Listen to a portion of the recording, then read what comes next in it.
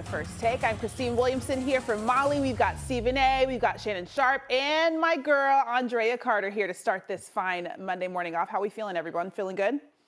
Feeling good. Awesome. How y'all doing? Beautiful, beautiful, beautiful. All right, Feeling great. Let's start things off in the association. Happy birthday, Jason Tatum. He had 27 points on his 26th birthday, while Jaylen Brown scored 29 points as the NBA best. Boston Celtics posted their third largest winning margin in franchise history, demolishing the Golden State Warriors 140-88 on Sunday. Boston led by a franchise record of 44 points at halftime, pushed it to 51 early in the third. Jaylen, how did that one feel? It feels great, but at the same time, it's always within humility. At any given point, that could be us, and we don't take the game for granted. We didn't come out and mess around, and that's just how we show our respect to the game, is that we handle business and take care of it. But we don't do it arrogantly. We do it with humility, and it's a lot of respect for the Golden State Warriors. But we feel like it's our time now. You flush it down the toilet. We had a great road trip, 3-1. We've had a million games.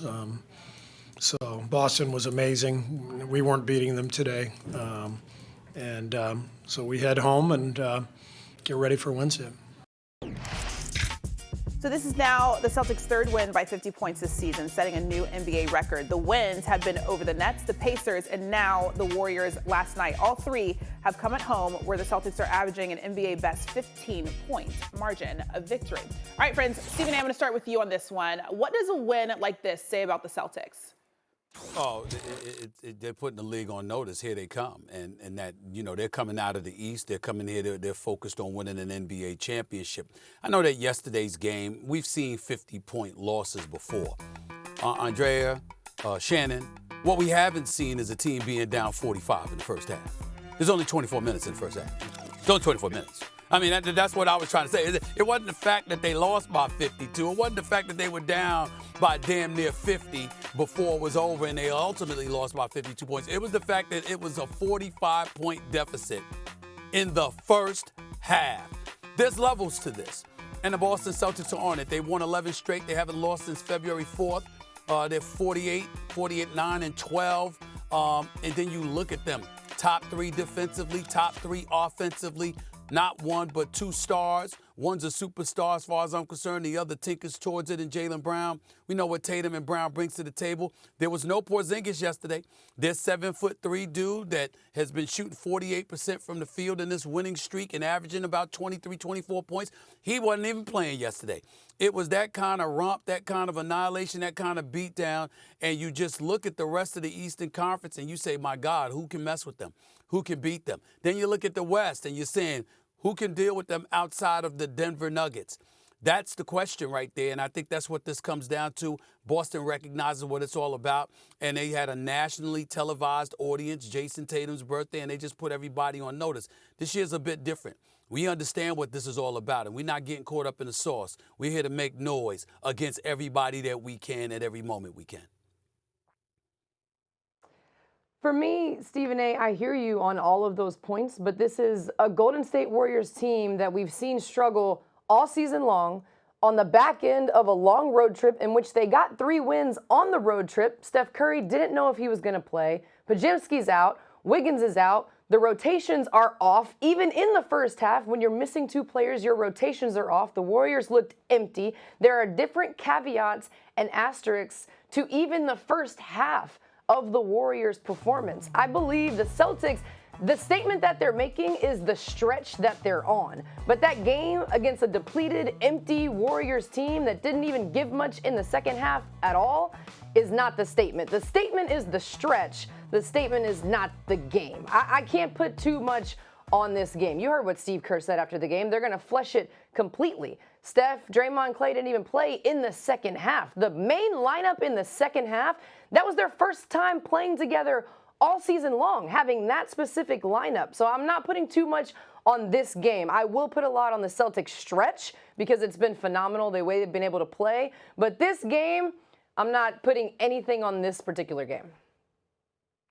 Andraya, did Steph and Draymond play in the first half? You say they didn't play the entire second half, but did they play the first half? But see, I don't let Steve Kerr have it both ways. Now, when they win ball games, we can beat anybody and we can challenge for a championship. But when you get the brake drums beat off you, now all of a sudden it was a tough road stretch. Oh, and now all of a sudden we just flushed that one away. I'm not going to let you do that. And you're right, Stephen A. They played without Porzingis. What Porzingis is, he's like a couple of drops of water in my cognac, Shea by Laportier. He opens it up.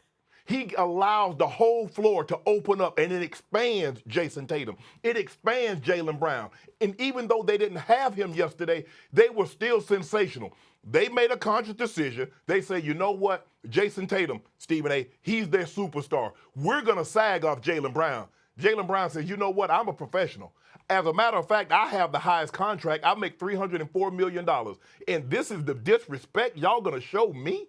Y'all going to sag off by 6 to 10 feet, go up under screens, and allow me to shoot wide open, uncontested threes? How disrespectful is that? And then y'all going to put these little small guys, Steph Curry, on me. Really?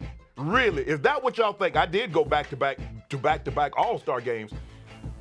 You're right. You want to say this game doesn't mean much. They beat the Golden State Warriors by 50. But the last 5 games, they won by an average of 30. They won 11 straight, 13 of 16. Stephen A., we had this conversation last week, and the question was, are the Boston Celtics on a tier by themselves? I say, as we currently speak, absolutely. The playoffs will be a different story. They know they must show up, show out during the playoffs. But as we sit here right now, ain't nobody close to them in the Eastern Conference. No. And the only team that I think that can give them a problem is what I saw on Saturday night. Because Jokic is the MVP, and now you got Murray doing his thing, especially in clutch time. But the Boston Celtics is a step above everybody. And I understand that you're not pointing to just one game. I totally understand that. My only point is, like Shannon said, I brought up the first half.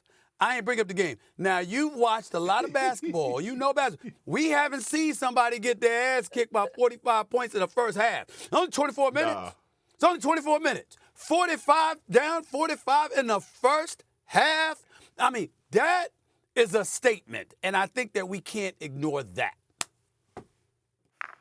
So the first half is a statement, and the stretch that the Celtics are on is a statement. The game is not a statement. The 50-point win, that's not the statement. First half is a great statement. The stretch they're on is an even better statement. All I brought up was the first half. I didn't say anything about nothing else. All I brought up was the first half. I mean, but the question, my job was to watch the game. Andre, well, you know what? This first take, my dear. I mean, I'm saying we make the rules up. This is what we do. You know, this is what we do. And I'm sitting here watching this game. You make the rules. I answer the question. That's right. I'm watching this game yesterday, and I'm like, my God. Oh, like let me go eat. This is unbelievable. I couldn't believe the beat down after halftime. I didn't even bother watching the second half. Well, go ahead. Let's put this in context then. Okay, Golden State scores 88 points in the entire game. Boston had 82 at the half. So even if you want to make it about, let's just say 26 minutes, the Boston Celtics still would have beat the Golden State Warriors had they played the full 48 minutes. It's still, you have Steph Curry, you have Draymond, and I understand Andrew Wiggins is dealing with personal problems and he's back and he's away from the team and they don't know when he's going to come back. But to allow a team to go on a 61-17 run, at some point in time, you got a pinch, you got a trip, you just call. I blow through all my timeouts. What they give you, Stephen A? 7 in the game? Well, I'm using 5 of them in the first half. I got 2 timeouts the second half. So y'all got to do something. Y'all got to stop the bleeding because right now we're hemorrhaging out here. It was bad, and I've never seen Steph and Draymond look so dejected. Yes, they've lost games before, but this is a very proud franchise. Now, you talk about a team that's won 4 championships in the last 7 or 8 years, and for them to lose in this fashion, it's not easy to digest. You can say, oh, it's just another game. It's the beginning of March. We're coming off a long road trip. But you remember getting beat by 50.